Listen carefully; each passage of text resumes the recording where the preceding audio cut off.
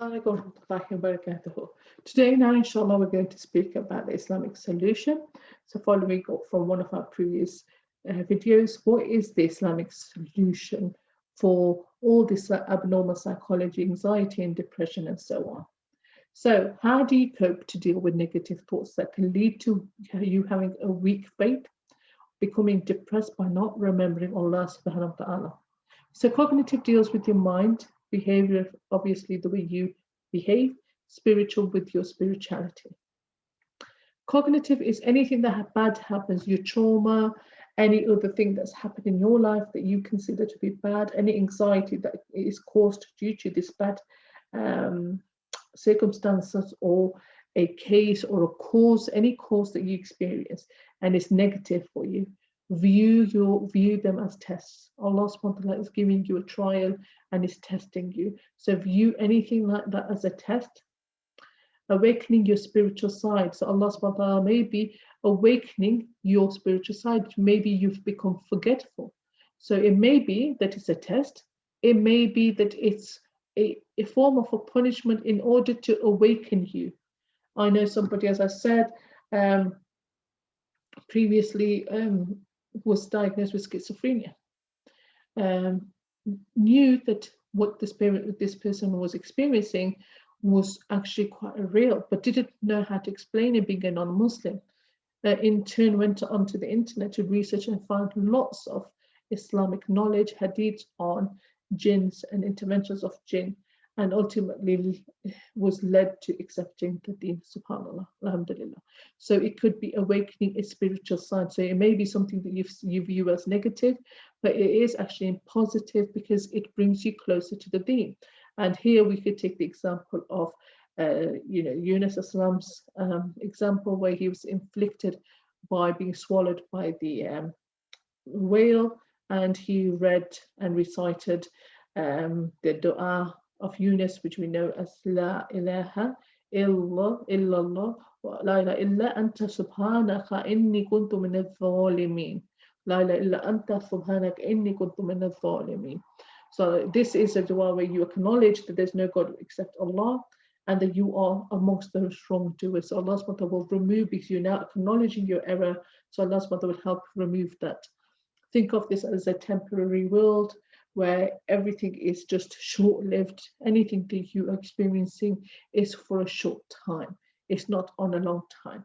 So accept what you are experiencing, accept it as either a test, accept it as something that you that's helping you remove your sins. So it gives you that positivity, that rejoice that something positive comes out of something negative that you're feeling. Obviously, you need to turn it into your positive behavior by praying. Remember, your salah is your shield. When you're feeling anxiety or sadness, start reading the Quran, the Arabic version. English is great for understanding, or the language that you understand. Read the Quran in that language so you understand the meanings behind the verses that you are reciting, and you have a clear understanding of what Allah subhanahu wa ta'ala is asking you to do. Now, in order to feel the sakina, the tranquility of sakina is through reading the Arabic Quran. A tranquility will descend upon you once you read the Arabic Quran. Supplicating du'as is the highest form of worship. You are turning to Allah subhanahu wa ta'ala, you're making dua. Read the hadiths that can provide you with encouragement. A group of women approached the Prophet ﷺ and asked him to teach them, because they never got any time to learn from him. Excuse me. So he said, right, I'm going to designate a day and a time. So he allocated for them a day, and they came. And the first thing that he taught them, he said, when one of you women, amongst you women, loses 3 children, she is Jannah. And they asked about 2, and he said even 2. And they said, we didn't ask about 1, but I'm sure they said we're sure he would have answered in the same way. This provided encouragement for them. The women who lose their children is a quite traumatic time. So when the Prophet ﷺ met these women to teach them about the deen, the first thing he did was teach them something that was close to their hearts, was applicable to their situation. There was something that they have suffered, something that they may have experienced, or something that they would experience, something that was relevant to them. So this is one of the things he taught them first. So if you are somebody who has experienced that, remember the reward for it. And that helps you deal with your trauma. When you hear the reinforcement from Hadiths and Quran, the reinforcement, the positive rewards for what you've been through or what you've been faced, what you had to face with, the reward of that, then inshallah that will help you deal with your situation better. Why? Because you are now getting some reinforcements from Allah subhanahu wa ta'ala or from the Prophet directly. So that gives you that positivity to continue and to go on. The last thing is to have complete reliance on Allah subhanahu wa ta'ala, so you're depending on Him. Spirituality is assisting your purification of the soul. So Allah subhanahu wa ta'ala is giving you these calamities because to purify your soul. So if you feel that you, even if it's a psychological trauma, with psychological imbalance, whereas one of the person that I gave example of was suffering from schizophrenia. If you're somebody that's suffering from any physical alignment or spiritual, then it can act as a purification of soul. Its potential for spiritual growth, helps you realize the reality of existence, guidelines for every aspect of faith. It helps reduce your stress, anxiety, tension level, even negative psychological emotions. So knowing that growth of spiritual, growing yourself spiritually, relying on Allah subhanahu wa ta'ala, and really talking here about your levels of faith, increasing them, gaining God consciousness. Okay, gaining a higher God consciousness, which inshallah help you with this. Protection from shaitan, again, reading your adhkars and keeping yourself protected by becoming a stronger believer. If the weaker you are, the easier it is for him to attack you. The weak believer is an easy attack. The strong believer is the one who is more difficult to attack. And above them is the believer with knowledge. Knowledge is your weapon. The more knowledge you gain, the harder it is, inshallah, for shaitan to defeat you, as long as you don't become arrogant in that knowledge, inshallah. Changing distortions and perceptions, change the way you think or perceive things. Not everything that you interpret is bad, and not everything that you perceive has an ulterior motive. Okay, so maybe somebody has made a remark, you've interpreted it into a completely different scenario or idea. Somebody said something, but you sort of distort what they mean, what they've said, what they've implied. Islam transforms any way of thinking and behaving that stand in the way of positive outcomes. So if you are heavily influenced by the shaitan and devils that impact your psychological well-being, then it can result to depression. And perception and interpretations can then become distorted because he whispers. So I know, marital couples, they're arguing, and some would come out and say, how dare you speak like that to me? What do you mean when you imply this? You really didn't mean it in that way. You were quite evil in the way you said this to me. It was very hurtful in the way you spoke to me. You used this word or that word, and you argue maybe for days on tone or what you've said. Someone said something hurtful to you, rather than forgiving and moving on and not dwelling on those words that people do say in anger. The shaitan has made us go in and distort. So if somebody said something to you and he's made you really dwell on that, and you start to distort the meaning behind it. Somebody said something, and a lot of the time I've seen people when they argue, they say, I honestly didn't mean it that way. I honestly, when I said that wasn't my intention. The intention behind it was such and such. But you have interpreted it in such and such way, which is quite opposite to what that person was trying to say. And that is all because the shaitan is there ready to make you misinterpret and distort everything. And that's because of the impact the shaitan has on your life. Again, look at what you're doing as on a day-to-day basis. Are you a quite a weak believer? If you are a strong believer, then inshallah it's a test for you.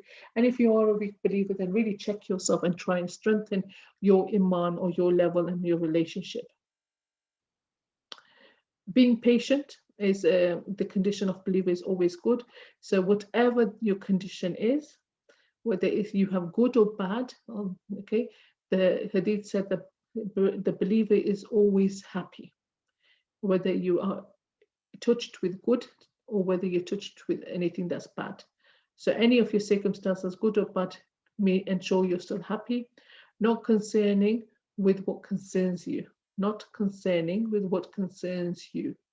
So a lot of the time people get themselves in trouble because they always concern themselves with what does not concern them. And a lot of the time they exaggerate and make things bigger than they should be or they are.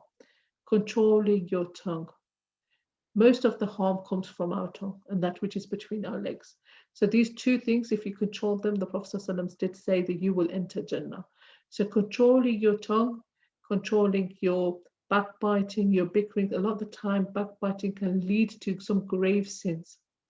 So you may have backbited somebody, and you could, that person who you've maybe backbited with, they can go and tell that person, or the two people that are backbiting, their rage for that person increases, their anger increases, and in turn they start to behave in a bad way.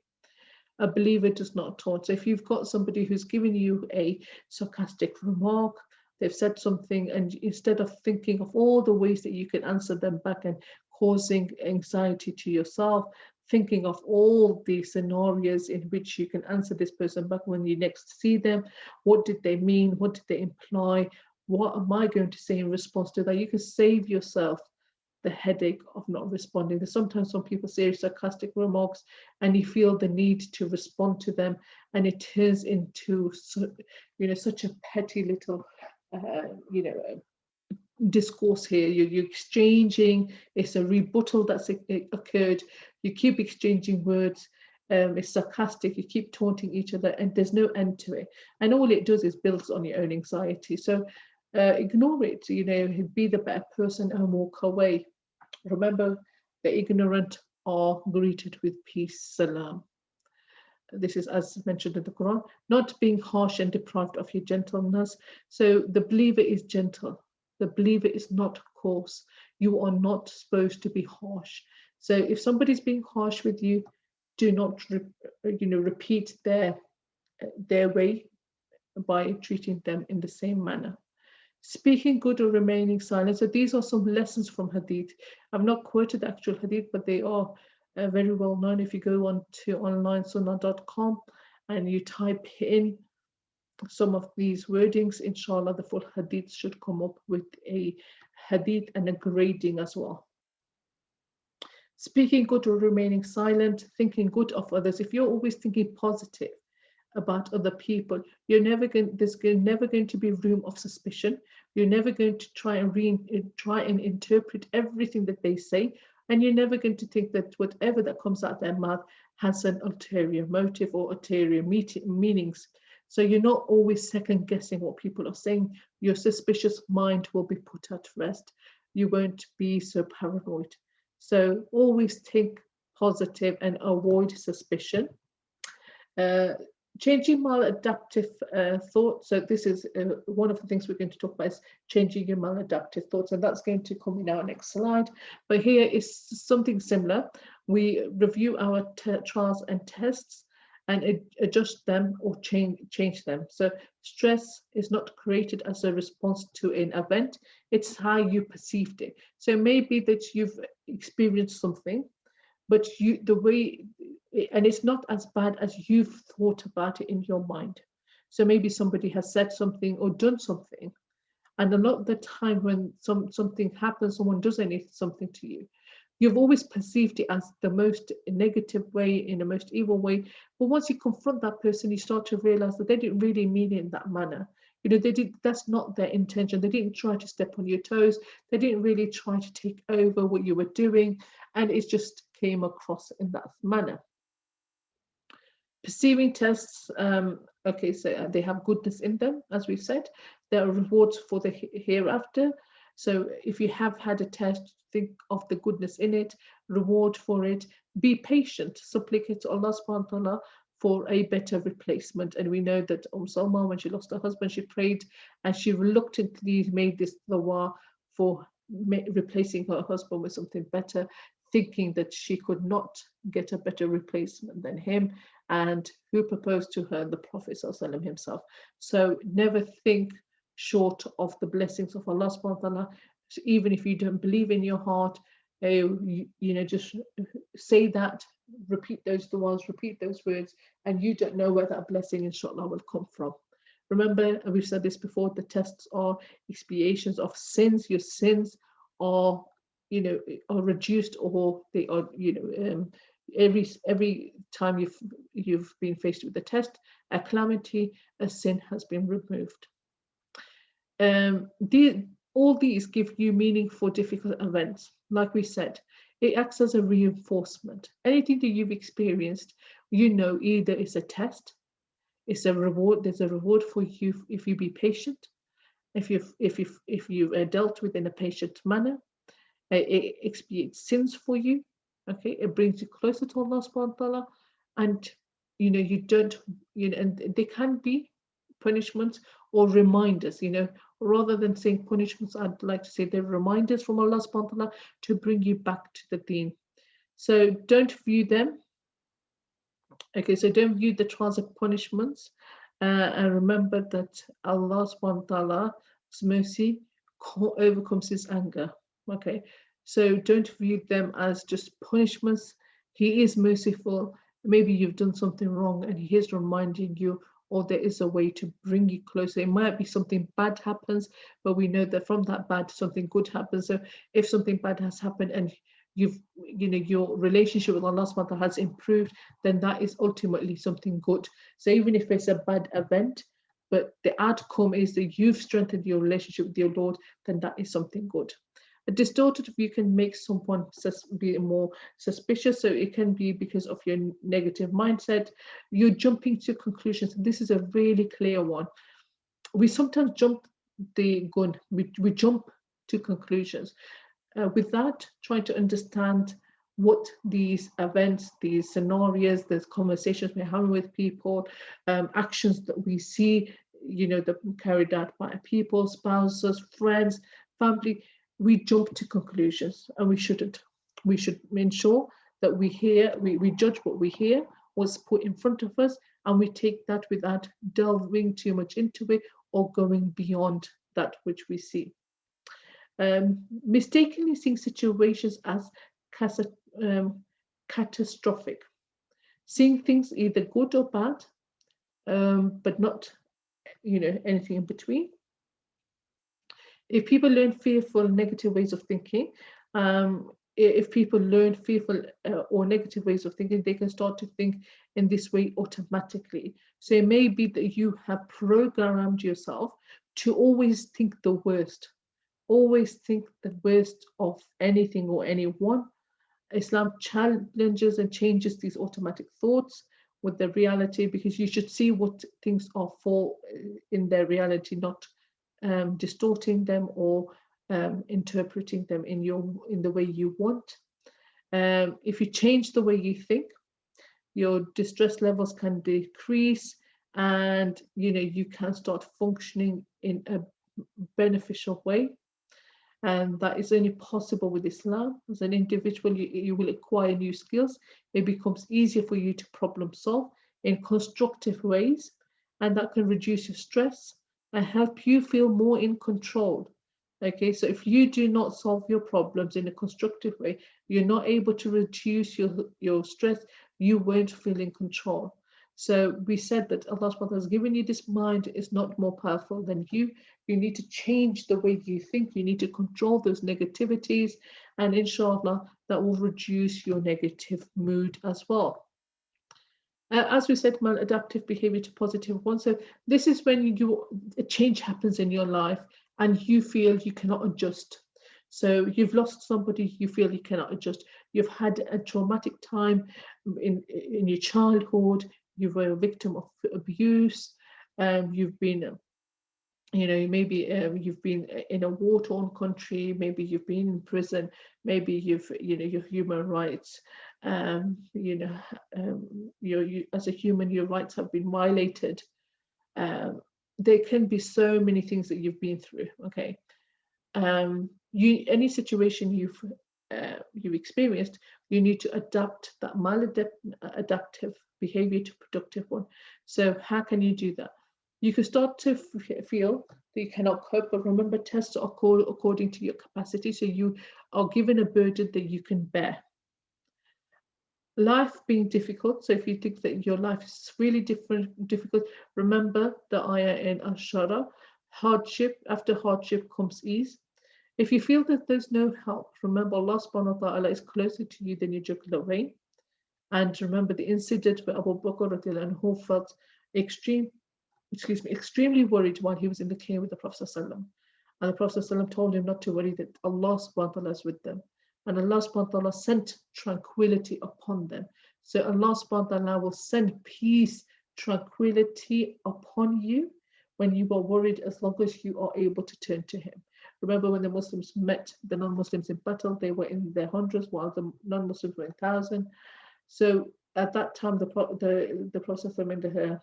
in the history books and in narrations it has been mentioned that Allah subhanahu wa ta'ala in the ayah, He said, if He had not made their feet steadfast by descending on them tranquility. So tranquility came to them for them to remain steadfast. Prophet ﷺ said the affair of the believer is always good. When he is happy, he gives thanks, and when harmed, is patient. So if anything good happens to you, you are grateful and give thanks to Allah subhanahu wa ta'ala. But if anything bad happens to you, you remain patient. Because let's face it, you're not always going to be surrounded by good things. You are going to be harmed, but it's you who has to be patient. Islam challenges and changes automatic thoughts and connects people with reality. So if a person changes the way they think, and that distress can decrease. Okay, and that's possible when you start to adhere to the Islamic obligations. And as an individual acquire new skills, it becomes easier for you to solve problems in a constructive manner. And again, it does reduce your negative mood and helps you become more in control. We are going to speak about hindrance to change. So what can be hindrance to your change, inshallah? We will discuss that and how to overcome those challenges. But that will be in my next video, inshallah. Jazakallah khair for watching. Alhamdulillah Rabbil Alameen. Assalamu alaikum wa rahmatullahi wa barakatuhu.